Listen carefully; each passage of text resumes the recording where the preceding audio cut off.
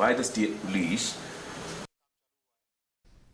The state government on Thursday constituted a rationalisation committee headed by Commissioner and Secretary Education Vijay Mantri and representatives of the SSA non-teaching staff as the members to examine the proposal for enhancement and rationalisation of the salaries of SSA non-academic staff at the state, district and block level. This development comes after the representatives of the agitating SSA non-teaching staff met Chief Minister Conrad K. Sangma and discussed the demands at the State Secretariat.